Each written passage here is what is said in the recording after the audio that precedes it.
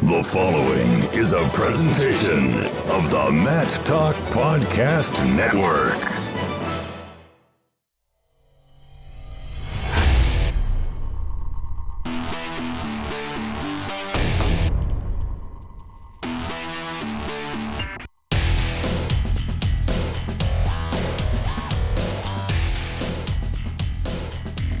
And welcome, everybody, back to the Short Time Wrestling Podcast. Jason Bryant here with you. As always, today our guest is a stand-up comic, a funny guy making his second appearance on the Short Time Wrestling Podcast, Adam Hunter. I had an opportunity to catch up with him at Rick Bronson's House of Comedy just before he finished up a set of shows here at the Mall of America in Minnesota, don't you know? Of course, if you don't know what the Mall of America is, it's a giant mall. And it's in America. Yeah, I don't know. I'm struggling with the jokes here. I'm struggling with the jokes. But I do want to throw something out there before we get going with the interview, in which I sit down and we talk a lot of things. Wrestling, MMA. Adam actually wrestled at Binghamton for a short spell. You know, grew up on Long Island, wrestled in Maine. There's a previous episode kind of breaking down his wrestling experience here on Short Time. So if you go to MattTalkOnline.com, hit that search button, look for Adam Hunter. He goes more into detail there. We don't spend that much time on it here. But what I am spending time on is the historical relevance and historical research on my Almanac page. And that's at almanac.matttalkonline.com. There's a lot of stuff up there that's free, but if you are a patron, a team member of the Matt Talk Podcast Network at the $10 or more a month, you get actually a login and password, and you get to actually see all this stuff that I'm putting together. I'm building it and building it and building it and getting robust information. Right now, I'm pouring through the junior college All-Americans and the place winners, and which is weird, the NJCAA. Let me read this to you just so you understand what I'm dealing with. And it's not me just being a complete stickler, but it's me being a complete stickler. So if I go to my search database lists on the Almanac page, if you have a login, you can obviously see this. If you don't have a login, you can actually go and there's certain things that are free, like the championship history. Holy DS-er. Wow. Did you just hear the whistle on that S? Wow. I'm not going to do any audio editing on this particular intro here. I'm trying to streamline the process a little bit and tighten things up. But as it relates to the NJCAA All-Americans, now, let me read this to you because there are a list of people that are technically saying they're All-Americans, which they did place, but they're not necessarily All-Americans. What do I mean by that? Well, as soon as I log in here, because I'm now back on the Firefox browser, which I started using in college because I hated Internet Explorer, and now I'm back to hating Chrome and the Firefox Quantum, and for those you tech nerds out there, actually does, it's no longer as bloated as it used to be. So let me go to junior college. NJCAA All-Americans. Let me read this to you. 1968 through 1974, only the top 3 per weight class were named All-American. In 1975 through 1977, it was the top 4. From 78 to 81, it was the top 6. And from 82 to 95, it was the top 8. Now, since 1996 to the present day, the NJCAA All-American status is only the top 5 per weight. Places 6, 7, and 8 are actually given a document or an All-American type of certificate from the NWCA, which I believe Ron Mercatani instituted at some point. I think he even that I was talking to Dave, asking his son Dave about something regarding an athlete that either wrestled at Forest Park or wrestled at Merrimack, one of the St. Louis community colleges back in the day. And yes, they still are there, top 5 since 1996. But I don't have those place winners in my database. And now, thankfully, to these things that I unearthed at the Dan Gable Museum, I'm able to put those place winners in. I know AJ Blahout at Joliet Junior College was looking to build their master list of place winners, and I didn't have it until I had it. So I'm putting that stuff together. So now I'm going through this stuff, and I've thought about putting together a podcast of all of the random things that I find. So what I'm going to start doing with Short Time, whether I do a interview or I do just kind of a one-off or a short time shots, I'm going to put a piece of historical knowledge into this episode.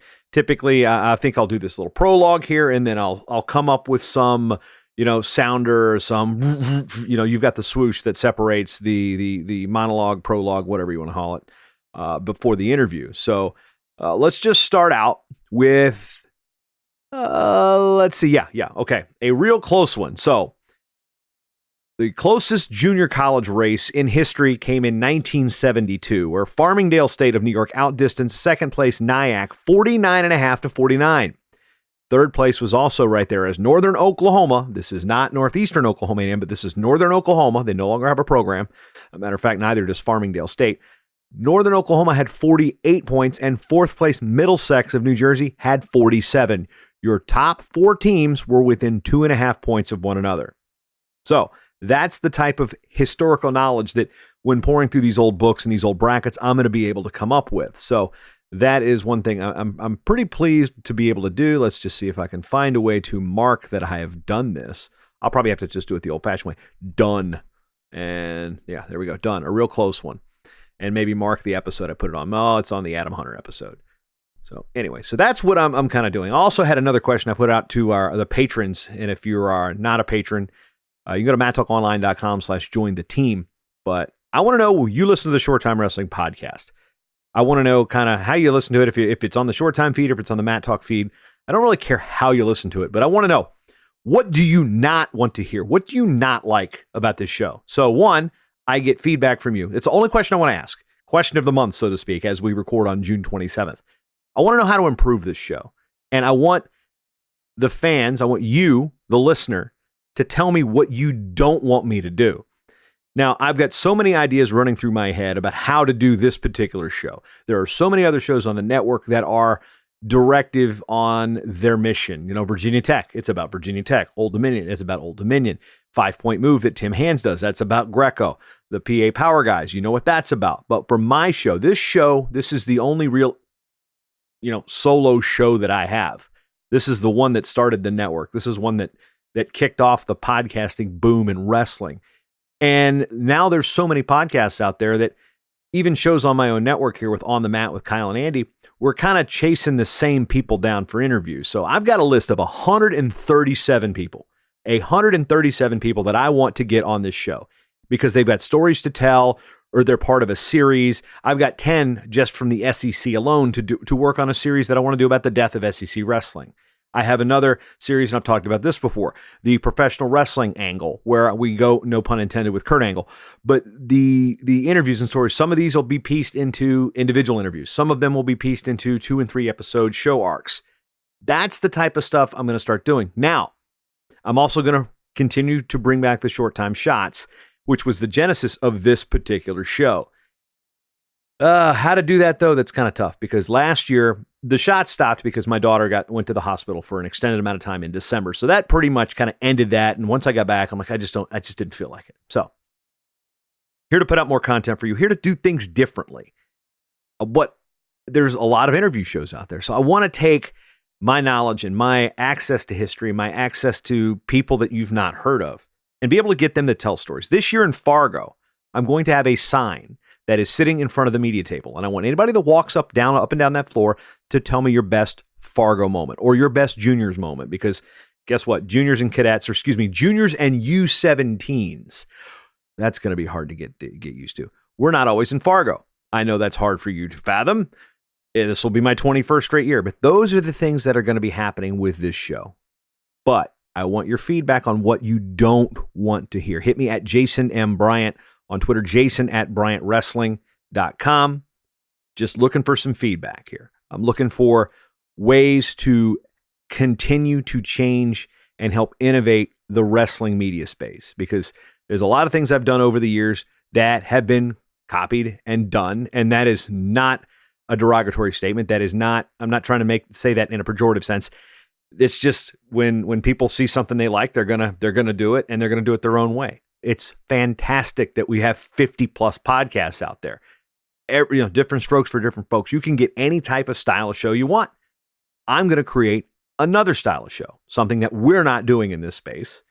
And it's going to be a little different, but it's going to be a little bit of the same. So I'm just, again, in between ideas on what to do with Short Time. So things will still be broken out. Things will be what they are. How long is this monologue? How long has this diatribe been? I've been talking for what? geez, 9 minutes about this? You're not here for me. You're not. You're here for Adam Hunter. Let's get to him now from the Rick Bronson's House of Comedy. There are some bleeps and there are some, he's a stand-up comic and he works kind of blue sometimes. So, yeah, that's what I got for you today. Thank you for spending your time with me because you've always got time for a short time. And you know what? If you have a guest idea for somebody that's got a real interesting story to tell or something comical, outside of guys like Randy Lewis and Royce Alger, trust me, they're on the list to get them again. Jed Clark listens to this show all the time. He sent me a guy from UCLA. He goes, you got to get this guy on the show. You got to get this guy on the show. And I couldn't fit it in because it didn't seem like it was timely. Well, guess what? That is the type of show I'm now going to be looking for. Yes, I want to unearth the best stories in wrestling. Past, present, and things that can lead to the future. So now I'm going to drop my tagline yet again and say thank you for spending your time with me because you've always got time for a short time. And if you're listening to this to 2X, it's going to sound really bad. Cue the swoosh. So sitting here at Rick Bronson's House of Comedy, Adam Hunter, your second appearance on the Short Time Wrestling Podcast. Welcome to Minnesota. Thank you. I appreciate it. Thanks for having me back. This time in person. Yes. Yeah, it's not like we're just talking on the phone and you're dealing with baby crying in the background. Yeah, that what happened last time? Well, everybody deals with a baby crying in the background. It's called parenting. Right, of course. And I've also learned one thing: when you have a comedian on the show, don't try to be funnier than the comedian because it just never ever works. Oh, come on, maybe I don't know. You have a lot of comics. You ever had Greg on the phone? I've had Greg Warren on a couple times. I've had Joe Narvaez a couple times, going back 10 years. Mike Vecchione was sitting right in this very seat last time I was in Rick Bronson's House of Comedy. Great venue, by the way. If you're a stand-up comedy fan and you're in the Minnesota area, this is an unsolicited sales pitch for Rick. They have poutine here. Yes. It's owned by a Canadian, I guess. Rick Bronson's Canadian, I would assume. There's poutine on the menu, and it's quite good. Oh, it's amazing. So this is not your first time through here, obviously. No, it's like my 10th time here. I like it a lot. I love the crowds, love the people. It's a lot of fun. It's been awesome. What makes a good comedy town? It's weird. I mean, it's so strange. A lot of times when there's too many things to do in the city, it's not good for comedy. Although I do like Vegas. Vegas is great because everyone has like short attention spans, and I have very quick jokes, and you can't offend anybody. Because it's Vegas, so I go to Vegas to be offended, essentially. Yeah, pretty much. I mean, there's nothing. But then I used to do a gig in Albuquerque that was great. It's just randomly an awesome place. So, and then Naples is fun. So it's just weird. People are people no matter where you go. Older crowd in Naples, I'm assuming. Yeah, a lot of older and cougars, and yeah. Exactly. What are they like? What's between a cougar and it was like what I've heard puma. Puma. Then this mountain lion. Okay, mountain lion. That's after that. Use your imagination there. And I do the hottest gilfs are Mexican because they're 26. So A friend of mine told me what was the perfect age for a guy. What? It was 36 because you're legally old enough to date somebody half your age. Oh wow, that's that friend. I don't know if that joke's actually good anymore. I don't know if you could say that anymore in the Me Too era. It's a good joke, but it's just funny. It's a little dated. 18 is too young. I can never. My wife's 29, which is crazy because the songs that I like as a kid, she knows from Dance Dance Revolution. I do. I was never too coordinated. I was never coordinated enough to play Dance Dance Revolution. Really? I didn't mean to like date my wife. I was like, that's crazy. I didn't know how coordinated. Yeah, it's true. I mean, you're married as well, right? How many kids you got? I got 2 girls. Actually, Lucy turned 7 today. Wow. So we're at the Mall of America. In case you've never been here or been under a rock for the last 30 years, this is one of the biggest malls in the world. It's got Nickelodeon universe here. So we were at Paw Patrol Adventure Bay earlier this morning. Nice. As my 7-year-old is running around, then my 2-year-old following her up. We're waiting. We're currently on a wait for lunch at the Rainforest Cafe right now. So I'm glad I could cram you in on the delay for the wait. But You're like Paw Patrol or Puppy Dog Pals? Paw Patrol. I don't know. Yeah. Have you seen Puppy Dog Pals? Dude, I've got 2 at 7 or below. I've seen them all. I just know that Caillou has been banned in the house. Okay. So I think there's also I think there's a nationwide or North American ban because even the Canadians don't like him either. Oh wow. And he's Canadian. Wow. They're like it's like Bryan Adams. They're apologizing for him. But reason we got you on the show, you've got a wrestling background. We talked about that the last time, but I'm really less about going back on what we've already talked about, but you're really high on your middle school coaching, and I want you to talk about your season, man. How did that go for you guys? I know you talk about it a lot on your podcast, MMA Roasted. Season went good. I mean, there's only like 3 teams in our league every year, and we only are able to have practice twice a week. And the other kids practice more, but we started a little earlier, but we did great. I mean, the problem is like in middle school, there aren't any kind of weight classes. They just kind of pull all the kids together and then make weight classes out of that. So a lot of our kids are in the same weight class. Like we had like our 5 best kids all in the same weight class. And then there's only like 7 kids in that thing. So rather than, I was bumping up a lot of kids so that, and we came in second. We would have came in first. We had more champions than anyone else, but because we had like 4 weight classes that we didn't have any kids in. It's like when Cuba goes to the Pan Ams. They win, they enter 6, they win them all, but they're second to the U.S. That's kind of what I was dealing with. I was like, well, we won, we got more first places and we won the ones we were in. But the problem is that, and then, you know, we just didn't have enough weight classes. But it's really good. I mean, I got a couple kids that are going to wrestling camp, and Jay Moore has been helping me.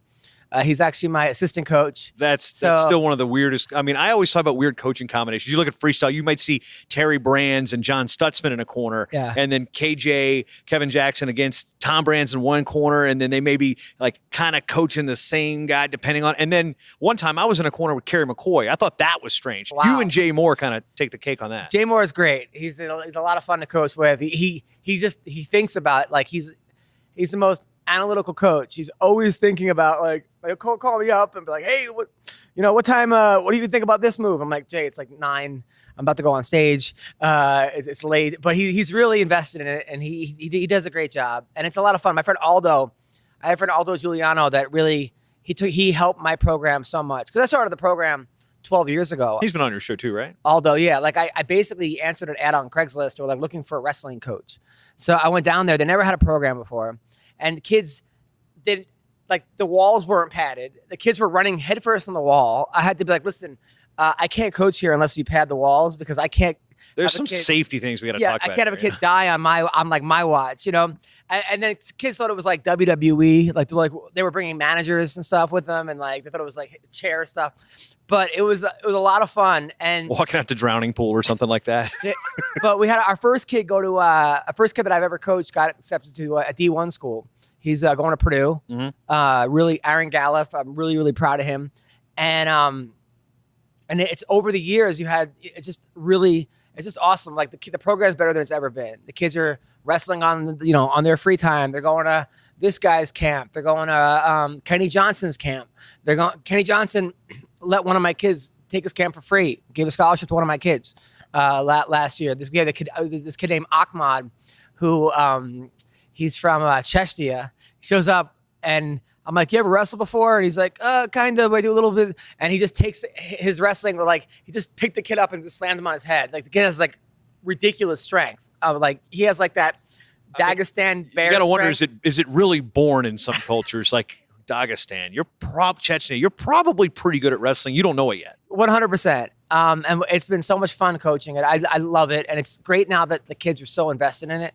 I'll tell you what was also a big help for us was the uniform change. Like the kids who wear shorts and tank tops now, and that's a big help. Because in middle school, you don't want to have to wear singlets. A lot of kids were like kind of embarrassed about it. And I was the fat kid who did not like the singlet. It's just hard. It's harder for some kids, and I don't blame them. And they asked me right away. They're like, "Do you want?" I'm like, "Absolutely." And our kids look so much cooler than the other kids who have to wear singlets. And the thing is, it may not be it's not really that much of a coverage issue. It's just, I mean, it looks like, it looks like spandex versus it looking like a shirt and shorts. Just even the little aesthetics. I mean, there's been 1 or 2 times where a kid's thumb got stuck in the shorts or something, but for like how good it's been and how much better it is, especially like home meets, other kids want to come, because that's the whole thing about wrestling is like I gotta leave the door open so that when kids walk by, they like look in, oh, what's going on in here, and then they'll join the team. And it's fun. I mean, sometimes dealing with middle school parents can be tough. Like we had one parent that was just out of control, like just wanted it a lot more than his kid. I think I saw that video on Facebook this week. That's been making rounds. The kid did not really. On the fight. Yeah. The kid did not really want to be there, and and the parent did, and he was like, just obsessing about it and like pushing the kid. And the kid just didn't want to be there, And you can't want it more than your kid. The best actually thing. I had a parent who was a black belt in jiu-jitsu one time. The kid quit because he lost a match and didn't come back to practice. And the father was kind of helping me out, coach. And his father kept coming back to practice. And I was like, where's your son? He's like, I don't know. I'm like, but you're here. He's like, yeah, I got to show him that quitting is not the answer. and the kid came back. And I was like, well, that's pretty cool. And then I got in trouble last year because the ref made a terrible call. I felt like the ref was in the other team's pocket. It was one of those things where I felt like the other team hired him, and I was yelling at the ref because the other kid kept pulling my kid's headgear down every 3 seconds. And then they called a stalling call, like 20 second left to one call, and then like another point with no time left to tie the match, take it into overtime. And it was just, I'm like, how are you going to call that? But you don't call one headgear. And then the other team's parents, like, you need to apologize to the kids and the parents. I'm like, because what happened was the ref took away a point from me, a team point, for yelling at him. And then so I just sat down in my chair and just like, all right, I'm not going to say anything, otherwise I'm going to get thrown out of this match. And or you're going to show up on Facebook. Yeah. So then after the match, our kid lost. They went to shake the hands, and the other coach shook his hand. I was like looking the other direction, and the parents said that I snubbed the kid. I didn't shake the kid's hand. My other coach did. Like it was like some meet and greet after the match. And they were like, you need to apologize to the kids and the parents. I'm like, all right, kids, sorry, these are your parents. You know, like I'm not doing that. But I kind of, I don't know. The older I get, the longer I coach, the more I learn, like just tricks. Mm-hmm. You know, I rarely ever raise my voice. It's always like, just make them do 100 sprawls once. Just threaten it. And then if they, all right, 100 sprawls, let's go. And then every time they're messing around, all right, who wants to do 100 sprawls? You know. So, how long do middle school kids usually last when you say 100 sprawls, when you make them do it? They do them. They do 100 sprawls. At what point do you see them go like, oh, I made a mistake, I never want to do this again? 67. But then there's always one kid that's like, could you do another 100? There's always one kid that wants to do another 100. It's like, oh, you're the one who screws up the bell curve. Yeah. Or the curve and not the bell curve. Yeah. Again, don't try to out funny the funny guy. No, it's yeah. So one thing, you know, we're scheduling this and figuring out times. You've been radio this morning for, you know, almost 5 hours, and you've got your MMA Roasted recording. He just sent me 2 to 7. You spent 5 hours recording this thing? I have one at like 2:30 and then another one at 4:30 and another one at 6:30. So it's like one of those things. So you're booking all three. So yeah, you've got what shows do you got right now for those who are unfamiliar with anything outside of MMA? I have MMA Roasted. I'm also working for the UFC. Okay. Now I'm doing text from last fight. So I pretend I'm fighters texting each other after fights or during fights, and then those go up. And then I work for the PFL, the Professional Fighting League. Mm-hmm. I do videos for them, like upcoming fight videos. Oh, is that okay? So yeah, like the one line you had that just like, yeah, he's from a tough neighborhood in Chicago. It's called Chicago. Yeah. Yeah. Okay. Gotcha. Yeah. That one. Okay. That's when Lance Palmer was in, right? Yes. Yeah. And then I have a new podcast called Daddy Issues with Dean McDermott and Nikki Paris, which we do about being dads. And, Dean's married to Tori Spelling. They have 6 kids. And that's a lot. I'm done at 2, man. Yeah, 2. I'm done at 1, I think. Well, you're a little bit older than I am, and you just, my 2 are older than yours. So so then that, and then Pinned. I actually I tried to raise a movie for a wrestling movie, right. And I wrote the movie, and I did all kinds of Indiegogo funding, and I tried to raise $500,000 for a movie, which for a movie is actually cheap, but I only raised like $11,000. But I still got like 300 donors. But then people were like, "Where's my movie?" And you ripped me off and like yelling at me. Like, do you read the terms and conditions? Well, people were giving me like $10. Some guy from Omaha is like, "Dude, this is like the Fire Festival." I'm like, no. Like, no. Okay, whoa, easy there. $10,000 versus $10. So I'm like, so I don't know what to do with it. So then I was like, what do I do? People were like, just shoot a scene. And then when you have a scene, then you could try to sell it that way. I'm like, yeah, but I can't show everyone a scene from a movie. Like, people are going to be like thinking that I pocketed the money, you know? So I went and took it and made it into a pilot, made it into like a 25-minute pilot, a really funny, and I rewrote the whole story so it makes sense. And then I cast it and we shot it, and I'm just editing that right now. Mm-hmm. So you'll be able to see like a 25-minute pilot about like a guy who's a comedian who becomes a wrestling coach, and it's kind of like the Bad News Bears because his coach has cancer, so he inherits a middle school team. He goes back to his hometown, and of course the guy that beat him is now coaching the best team in the league, and the principal was his teacher who hated him back in the day, but the daughter was really hot. So like you'll see, it's a really really funny script, and we shot it on bare bones budget. Ensues, yeah. We shot it on like a bare bones budget, which my wife wanted to kill me because we shot it in my house, and I kind of told her, but there was a scene with a girl with an ex where I get broken up with, and she's like a playmate, but she wasn't a playmate. Like in the scene, she's a cam model, but she happens to be in real life a playmate. And I wake up and I'm like, morning, babe. And she's like, I want to see other people. And that's kind of the scene. Well, she was in her bra and panties in the scene. And my wife came in to get everyone coffee with the baby. And then she's like, what's going on here? And I'm like, and someone's like, quiet on the set. And then it was like our house. And then my wife, she's like, you have a wife and kid. I'm like, well, not in the movie. I don't, so then it got really ugly. But we like made up, and it was my fault. I should have been more, I was doing 5,000 things at once. And I kind of overlooked the fact, because I'm from like, I didn't think it was that big of a deal. It wasn't like we were making a love-making scene or something. But I think you telling me that story is more sitcom-ish than the real life story. I think is actually funnier than the kind of. So people were like, turn the cameras around and watch your wife yell at you. Like the concept of that movie Soap Dish. You remember that thing where they just kept the cameras? Anyway. Yeah, that's kind of what, I mean, that basically she's like, because in the scene I hear like, I'm like, morning, babe. And the girl's like, I want to see other people. And my wife's like, and so do I. And it's ridiculous. Oh man! So as we go through that, so you're a busy guy. Busy guy. Yeah. And so today you're going to spend probably, if you can count this, 45 minutes, however long we're going to end up here. You're going to be talking, and then you get the set tonight. Two shows tonight. Yeah. You're going to be talking like 12 hours today. A lot of talking. A lot of vocal zone. What do you do to keep the pipes fresh? I don't really scream a lot. Like I'm not one of like a Kinnison or something. I don't really wear out my voice. Even talking for continued, being forced to talk is kind of strenuous. The hard part is the sleep.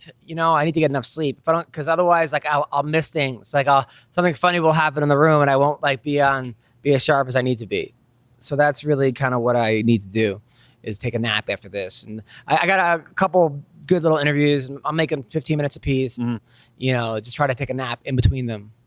So when we asked this last time, well, I asked this because there's no we here. How much you pay attention to the college and Olympic level wrestling scene? You pay any attention to Final X just having the last couple weekends? No, I mean, there was some good stuff there.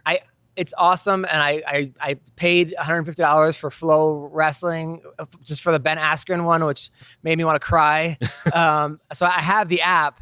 Is it on Flow? Yeah, it's all archived there now. I have to watch all that. And I mean, like, I watched a lot of it just for like stuff that I want to teach the kids as well. I see updates on it. It's just I have to follow MMA right now is almost a full-time job, because you have the UFC and you have Bellator and you have the PFL, and then there's like Ryzen sometimes, and then there's Titan FC, and then there's Dana White's Contender Series. And it just keeps going. One championship, and there's like LFA's out there too. LFA is out there. I actually went to one of their fights not that long, probably a year ago. Those are fun. So you have all those things going on, and now there's bare knuckle boxing this week. Paulie Malignaggi is fighting Artem Lavov, and Chris Liebens did bare knuckle boxing. And wait, the crippler Chris Liebens, like from Ultimate Fighter season 1. Yeah, he's fighting Dakota Cochran. He's a Team Quest guy, wasn't he? Lieben was, and he's fighting Dakota Cochran, who just knocked out Johnny Hendricks in bare knuckle boxing. Right. Yeah. So those two are fighting tomorrow. So it's just a lot. Like, I mean, I would love to get into wrestling, but it's just like, Well, you got a lot of wrestlers that are coming through MMA, so you're seeing wrestlers constantly. So you get to talk about wrestling a lot. I mean, I think the funny thing is I'm seeing Ben Askren, yammer on with I'm going to call him Marty, because that's how I know Marty Usman. I mean, I'm sorry, I covered him. Really was Marty? Well, we called him that because that's what he went by. It was, I knew his name was Kamarudin. A matter of fact, he's in my phone as that before he even started going by that. We went to Swenson's in Akron, Ohio together one time at the University National Championships. But it's like one of these things where, like, I've known him as that forever, and when I say it, I'm not trying to get under his skin. It's just like, it's like when, like, wait, you're going by this now? All right, that's cool. That's your name. But I don't think, like, when Ben jabbed at him saying, come on, Marty, I don't think he's doing it to get under his skin. I think he's legit. No, now he is. Yeah. Initially, it's just like everybody in wrestling called him Marty. So it's not, and it wasn't, we're not trying to get under his skin. It wasn't trying to be, he's a great guy. He really is. One thing is I see kind of his social media persona. I'm like, man, I really wish you were less trying to put the, put the stink on the social media versus he's a great guy. And, I kind of wish he would kind of represent that a little more. But so when you got wrestlers, to get on point here, you got wrestlers jawing at each other and you're like, oh, cool. Wrestlers jawing at each other. They're making money. It's got to make you feel good that, now there's at least an avenue for people that have come through our craft to make a living. I mean, that's one of the reasons I stopped wrestling in college. I mean, the weight cut was the worst. Did you wrestle in college? I was horrible in high school. So no. One of the reasons that we were so bad, I probably could have been on the team at that time. One of the reasons I stopped was I didn't see a future in it. I'm like, I'm not going to make the Olympics, and I didn't know where this was going to end up. So Like, oh, you can get sponsored. I remember there was a guy named Jason Goldman on my team. Yeah. Oh, yeah. He's still wrestling to this day. Yeah. He's wrestling what they're called masters now. We were on the same team in high school. I mean, college at Binghamton. But I didn't see, like, he was sponsored, but he did Greco-Roman, and he's still doing it. He's he's a great guy. Really, really great guy. I think my buddy Rob had like a 1916 match with him like a month or so ago in Vegas. Can't at the believe Masters. he's still doing it. Yeah. It's amazing and good on him. But now I'm like, okay, there's a huge avenue for it.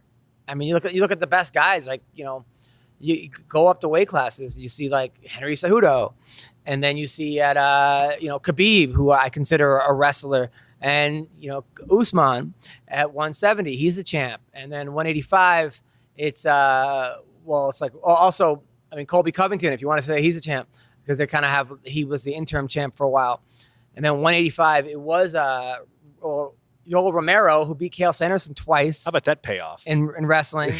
But Cuban gets a payoff, and this time it's legit. Yeah, I mean, right. That's going to get me in trouble. Go ahead. Wait, what happened? Did he pay him off? No, he won. He got won that lawsuit against USADA. Oh, yeah. And then, well, he's not the champ, but like it's either Robert Whittaker or... No, he's Australian. He was actually supposed to wrestle in the Commonwealth Games. I was down in Australia announcing those last year, and he was supposed to wrestle, and then all of a sudden UFC contract, no, we don't want you to wrestle. I mean, oh, really? The Commonwealth nations, it's not like it's wrestling. It's not like it's tough. But he's that good of a wrestler? Well, it's Australian's national team, so he's got a wrestling pedigree. I wouldn't say he's world. I mean, he could probably compete for Australia at the World Championships, but medaling and participating are two different things. No, he's definitely better than me, but yeah. He's not going to, if he were to come to the US, he would not probably be in the top 6, 7 at least, regardless of weight. And then 205, John Jones was an excellent wrestler. And then Cormier. I mean, it's like all those guys.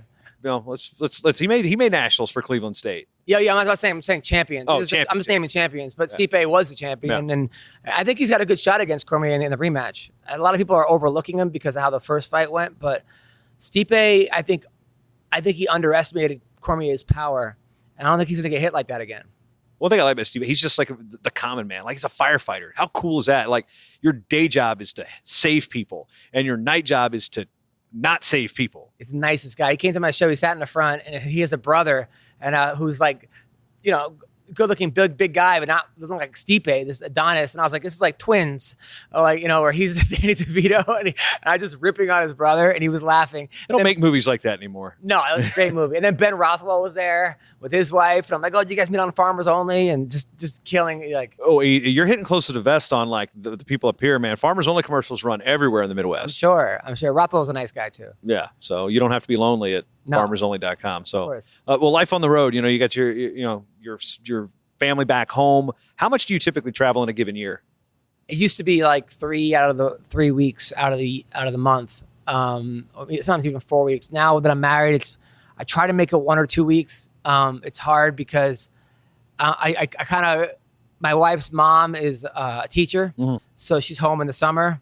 So we live in Fresno, but she comes and stays with us in the summer sometimes when I'm away. So that makes it a lot easier. It's hard because sometimes I'm like, the money I'm going to pay for a nanny for someone to make on the road, you could be like, well, am I making that much more? That's why writing gigs are good. But the road is really good for like developing and like kind of having time to work and time to think and time to this. But I just hate being away from the baby. It's really hard to be away from the baby. Yeah. The wife sometimes is good. Being away from the wife, like I think helps the relationship, but not being away from the baby. Yeah, my wife's had a sore throat this week. She couldn't talk for the first 2 days this week. After I got back from Lincoln and Final X, I'm like, this is gonna be a nicest week in a while, and I kind of got a glare. And then I think the worst part though is that new dad phase. Like, I left when my oldest daughter, when Lucy, who's turned 7 today, when she was born, she's in the NICU for a while, and I've got to go to the Olympics for 2 weeks. I'm not like gone. I'm across the freaking pond, and it was just like, oh, this sucks. So yeah, there's separation anxiety when you leave your dog home. Oh, you're a parent, you leave. Especially, that's one thing I learned about fatherhood is the separation anxiety from. All right, send me pictures of the kid. I don't care if I respond. I'm busy. Send me pictures of the kid. Yeah, and then like we'll FaceTime and stuff, but she gets happy when she sees me, but I feel like it's even sadder because it's the tears when they hang up. Yeah. Daddy. Oh yeah, especially when they start talking. Yeah. So it's been a good year though. It's been a good year like as far as career wise and financially, and that thing with Rockfin's been great. Yeah, it was me to ask about that because that was founded by Martin Floriani, who founded Flow Wrestling and Flow Sports, and he's in there. You're in there. Ben Askren's in there. Tony Ramos is in there. There's a couple other people that are in there. Explain what it is and what makes it enticing for you. Because I was watching something on one of these tech shows, and your name popped up as somebody who was having great success with it. So yeah, it's a company founded by wrestlers. It's been great. I mean, Askren got me involved. Ben's like, hey, these guys want to talk to you. I didn't know who they were. And I talked to Martin Floriani. I didn't even know, I knew Flow Wrestling, but I didn't really know that his name was Floriani and it was Flow. I didn't even put that together until like a couple months actually. And it's actually been like amazing. It's, these guys are fed up with the fact that like YouTube doesn't really pay content creators. I mean, you pay a little bit, but you can get like, unless you're getting millions and millions of hit on every single video, it's hard to really, like, I got a couple videos that 500,000 hits or 800,000 hits, and I'm seeing like a $30 a month check, if that, nothing that I could even, I forget that I even get paid on it. So it's one of those things where people that endorse you, when someone endorses you, you get cryptocurrency and you get all these tokens, which I had no idea what cryptocurrency was, or I knew it like Bitcoin, but I didn't really know much about it. And you could then cash in on these tokens, and it's been amazing as far as like financially, and it's been really, really good. And one of the keys is being kind of on the entry level with it. You get in early. That's you're kind of, well, they have to verify you right. as a creator, but you have to constantly be putting stuff up and constantly getting people to come on board. And so I put a lot of like exclusive MMA Roasted podcasts on it. I put a lot of my comedy like after shows. I'm like, hey, if you guys like the show, come on Rockfin. You can see the show will be up tomorrow. So I upload all the comedy shows, and so far so good. I mean, it's been great. And Martin's a really, really nice guy and really, really cool to work with, and I'm happy that Askren's helped me out with it. Yeah, he's got wrestlers working for him too. I know that Nick and Joe Veliquette are there. Nick worked at Flow, Joe wrestled at Penn, and Casey Kent was an All-American at Penn. He's working with him too. So I'm working on getting Martin on the show to talk about it a little bit more. But yeah, you're one of the names. Adam's on Rock too. So yeah, I mean, it's got a little influence, a lot of wrestling influence there. It's one of the things I didn't even know, because you hear so many things of people that are like, yeah, you can make this and that, and it just never happens. So when something like this actually is legit, I'm like blown away. Yeah, and it makes me want to, like, the more people that are on the thing, the more value of the token, because they like minted their own coin, so they created their own cryptocurrency, this RAE token. So they wanted to make it. So they're just, these guys are way ahead of their time. Like it's like I remember watching Martin on like a Fox Business, like he was on Fox Business like 10 years ago. And the guy was like, you really think people are going to stream sports on their phone? And he's like, no, I think that's the future. And then the guy was like laughing at him. And now that's all you do is watch, the DAZN network or UFC, whatever, or ESPN Plus. It's all on my phone. And these guys were doing it way back when. So now they're just like, okay, we can pay our content creators with cryptocurrency, which is ingenious. Do you worry about it being volatile at all? I mean, because I'm looking at, I got a side note on this. I got a refund in Bitcoin for something that I bought, and I had to set up a Coinbase wallet and everything. Well, I got $160 in Bitcoin, cash. Now it's up to I looked at it last night, it was like $358. But it's also been as low as $120. So you worry about the volatility of I'm not really. I don't keep it in. I just cash out. Okay. I don't keep a little bit in just to see where it goes. No, no, I don't. I mean, I'm not that guy. Like, I don't have that kind of extra funds to just kind of keep it. Let's see where this goes. Yeah, no, I cash in and out.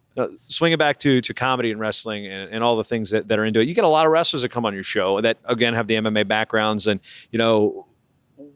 guys like Cejudo, and women like Ashley Evans Smith, who's she's an Instagram standout there. I mean, who doesn't like tattoos? I met her at the Olympic trials in 2008. She was a photographer. Oh, wow. So she's come a long way, and saying she was wrestling at Menlo College or just graduated and taking pictures with her teammates at the Olympic trials, and now she's all over the UFC. It's pretty crazy to see where I remember Henry would miss a high school tournament to go to Belarus, to wrestle at a tournament and then come back and sleepwalk through the Colorado State tournament. So it's really cool to see everybody that's gone through it, and now seeing them as leaders in the fight game. That's got to be cool too.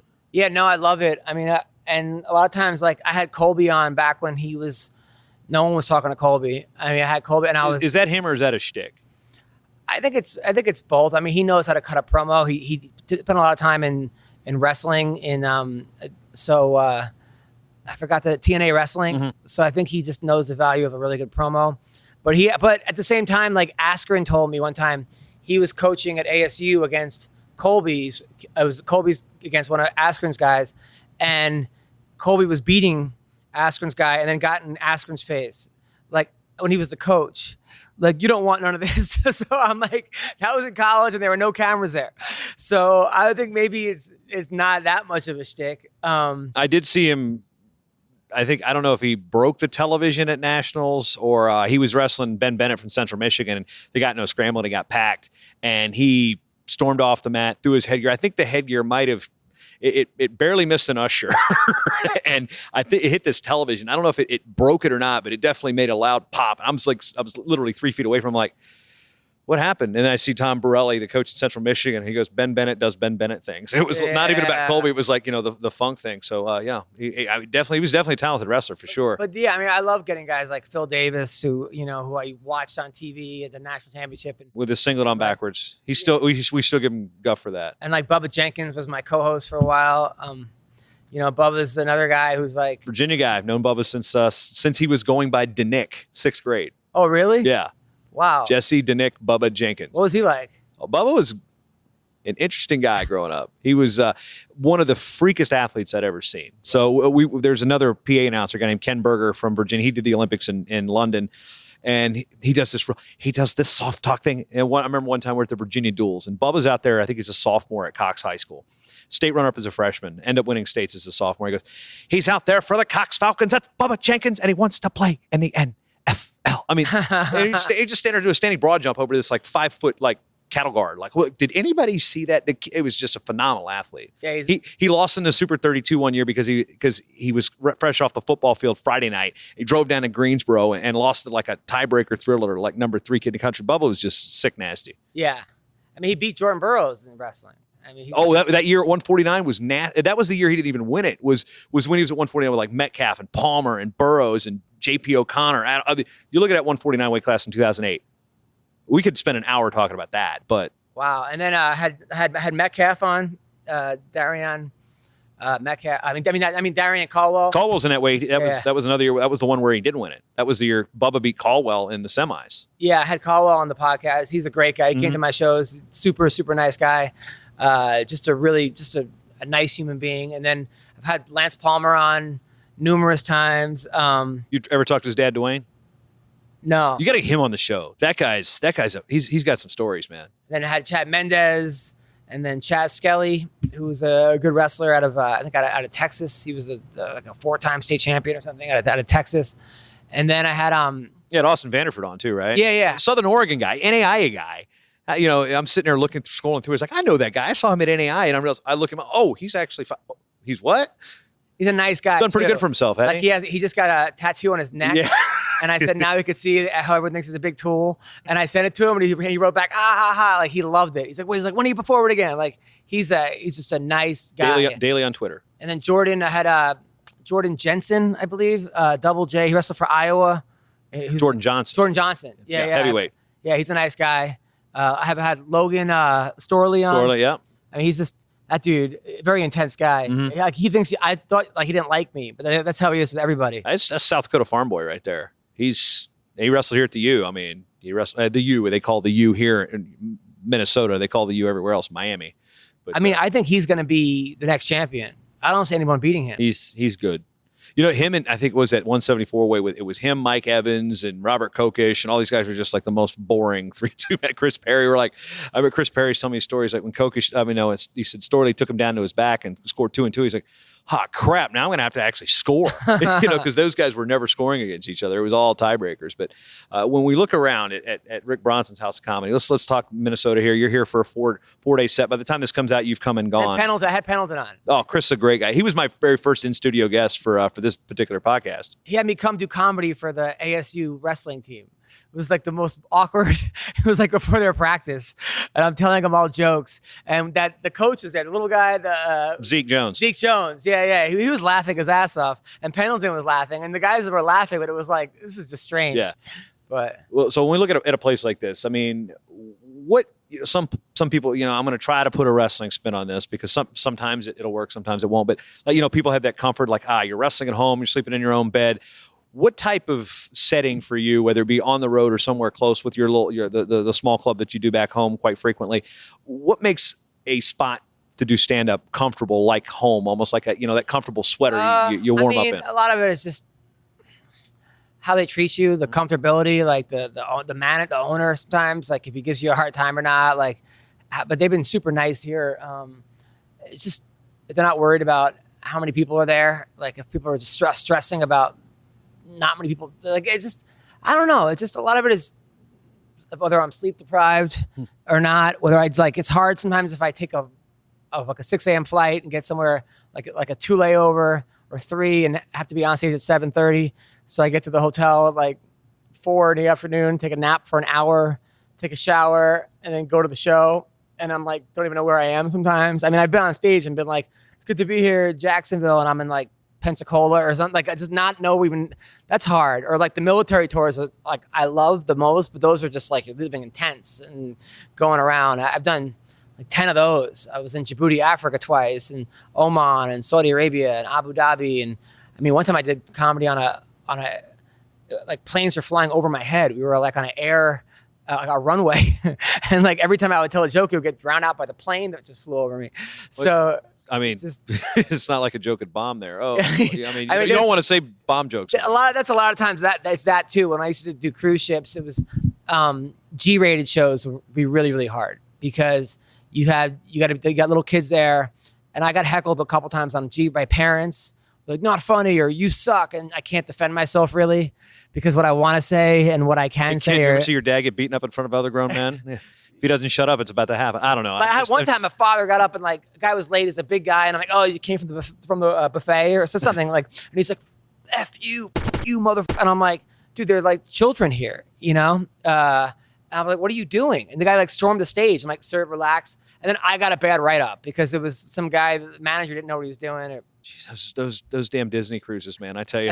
Yeah, I mean, there's so many. I have so many horrible stories, but that's what makes good comics. It's just being battle. It's being weathered. It's the same with wrestling. It's just, you have to just, when you know that you're in those rooms, and you're just getting beat up, and then you come out of it, you're just like, there's nothing that can hurt you. Like, the guy in front of you is not as hard as what you've been facing in practice. And same thing with comedy. Like I've been doing this 20 years, almost every night of my life. So it's just constantly in like horrible areas. I gotten, stuff thrown at me and, menus thrown on my head and people booed me off stage. I mean, if it's a regular menu here, the menu's not very big. I mean, if it's a Cheesecake Factory menu, that can leave a mark. I did. It was at the Improv, and I called a woman old, and I'm like, oh, you just come from Bengal or something like that. And she threw a menu at my head. It must have been like Nolan Ryan's grandma because it hit me right dead center. And I'm like, it was like a Montreal Comedy Festival callback. It was just like the worst possible time. You insulted their poutine. Yeah, it was ridiculous. It was ridiculous. So Mall of America, you said you've been here a bunch of times, but everybody that I sit down and talk about the Mall of America with, they've never seen it. I didn't see it until like, I don't even know, 10 years ago when I moved here. Just like, this is crazy. They closed the American Girl doll store. We noticed it coming in. I'm like, oh, thank God I don't have to spend $100 on hairdressing for my American Girl doll. That's good. That's good. So, what do you think of something like a Mall of America? Everything's online now. We got, you walk through 5 stories definitely, of stuff. We're here in the summer. It's not as busy as it is, but I don't know. I like it, to be honest. I used to work at the mall at Roosevelt Field in Long Island. So I used to take the bus to the mall almost every day. I worked in the women's fitting room in Banana Republic. So I know it sounds creepy, but I was like 14. I'd just be like, oh, you look great. You look wonderful. It was like the best. Just belt it. Yeah, I was like, absolutely. You're amazing. So it was great. But yeah, I like, I don't know. This is a fun podcast, by the way. Yeah, I'm not really. I didn't come in with anything scripted. I like talking wrestling. I do have some word association I want to play because my wife has just texted me. We have been seated for our meal, and I'm about to text her. I want the Cobb salad. I love a good Cobb salad. So I want to do a little rudimentary word association. I want to say a fighter's name, and I want the first thing, fighter, wrestler, anybody's name, first thing that comes to your mind. Sure. Ready to roll? All right, Yeah. one. Henry Cejudo. Henry Cejudo looks like Frank Shamrock in like the 4th grade. I mean, he's like a mini version of Frank Shamrock. But Cejudo's awesome. I mean, look, I thought Cejudo was going to be the champion. Like when he came out, I'm like, oh, Demetrius Johnson is in trouble. And then I was at the first fight where he got stopped in 1 round. And I was like, oh my God. And then I was at the rematch when Cejudo won, and he did win. And I give that kid a lot of credit because he's a problem solver. He's just one of those dudes that's not going to lose to you twice. I give him a lot of credit. John Smith. John Smith, single. I mean, of course. I mean, would bet John, which I still have a hard time teaching for some reason. It's hard to teach a middle school kid John Smith single, It's hard to teach a college kid a John Smith single. but he makes it look so easy. Cale Sanderson. Oh, Cale Sanderson. I think of Daniel Cormier, and I think of that last match when Cormier was so quick to beating. So it was so close to beating Cale Sanderson, but he like let him up. It was like some weird. It was like almost tie. I think it was down by 1 point, or maybe it was tie. And Cormier had this like brain fart, and Cale just got up, and I'm like, oh, he was. Watch that match. 3rd period. Cormier was so close to beating him, but something happened. It was like he didn't believe in himself, and I've been there plenty of times, so I can relate to it. But I felt so bad for Cormier because I always felt like he was that guy that like almost beat Cale Sanderson, and he almost made the Olympic team, or he made it but didn't wrestle or whatever, didn't place, and then he couldn't beat John Jones, and I'm just like, he was that guy for a long time that was just like that, and then when he finally knocked out Stipe, I was so proud of him. I was so happy for him because I wrote the All About the Cake video for him. You know, And chicken. Yeah, that was me. Oh, okay. Yeah. And- Wow. and I walked around the house singing that sometimes. No, I convinced Daniel to do it, and I wrote it. Okay. I also wrote the Ben Askren, Hello from the Askren Side, and then I wrote Johnny Hendricks, I Can't Make the Weight. When I'm fighting you because I'm hungry, instead of like from the Weekend. And then I wrote I'm nodding. I don't know uh, crap about the Weekends. the Weekend. I know they were on Saturday Night Live once. Oh, I haven't listened to like is it- regular music since But like there's 2002. there's a song that Hendrix sings, like I can't make the weight because I'm hungry. Yes, I'm hungry. It's I'll probably know if I hear it Google it again. And then yeah. I wrote Google it. yeah, Look it yeah. up on YouTube and make 15 cents off of it. And then I wrote the Kelvin Gastelum instead of my Despacito, my burrito. Sounds like something Weird Al might do. Yeah, I do it. I'm the head writer for the Mixed Martial Arts Awards, so I do the song parodies Gotcha. and the sketches. Like I wrote the Phil Davis and Dominic Cruz. They were like Pawn Stars, MMA porn stars. Yeah. Okay. And then me and Joey Varner wrote the Dear Vandy, the Vanderlei Silva one, where he's like the Dear Abby. And then we wrote, so I wrote a bunch of them. But the big one was the All About the Cake and Chicken. That was like that was the one that kind of went viral. that was quite funny. All right. Wow. Frank Shamrock. Frank Shamrock, braces. He's like, braces is, Reminds me of that's a side note. When I used to live in Lancaster, Pennsylvania, we'd walk into a bar and there was this one girl that would always have braces. And I'm 25, 26. And me and my buddy would always call her braces, not to her face though. We're like, she was always in there. It's like, hey, want to bet your paycheck that braces is in the bar? And we're like, yeah, and every time without fail, she's always in there. So one night we're bombed out there. Yeah. And we walk in and he goes, oh, hey, what's up, braces? It was like, it goes, just the sheer look of terror. And just like, it went from like, hi to, oh, yeah, never talking to us again. Okay. So this is the Hendrix one. So, I'm not crazy.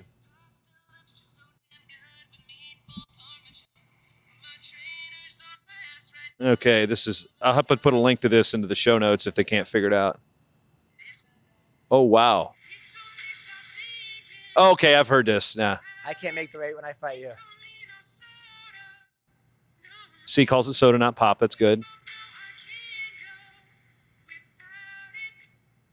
Johnny's been on the show before. I like Johnny a lot. Yeah. Okay, I got you. Yeah, I have to put that link in the show notes. I got to make sure I order my cob here in a bit. But Adam is. Yeah. I got two last ones I want to throw out there. One, Ashley Evans Smith, because she's a friend of mine and she's been on your show a couple times and just all around cool person. Yes, she's awesome. A word association. We're still doing Yeah. that. Oh, We're still doing. She's We got way off track on that. She's a but beautiful beast. So yeah. Lastly, we'll finish out with a female fighter, Sarah McMahon. Oh, that's my favorite. I love Sarah. Sarah's awesome. Sarah is ferocious MILF.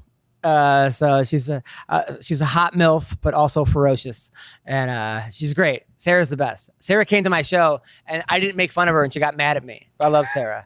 Her arms have always been bigger than mine. But Oh, Adam, she's we could go on for hours. I know you're a Yes. busy guy. We got comedy shows coming up. If they're interested in catching you around the country, where can they find your? Just go your to tour schedule? AdamHunter.com. Go to Adam Comedian, or go to MMA Roasted.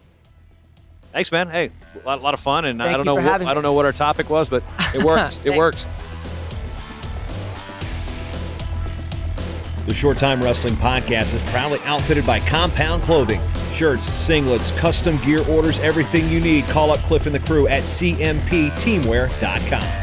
Hey, you know what? Did you like the show? You want to hit that subscribe button? MattTalkOnline.com/listen. Various different ways to subscribe to the show on your favorite podcatcher of choice. And if you're already subscribed and you already listened and you love the show and you want to support this show and this network, MattTalkOnline.com/join the team. Become a team member today.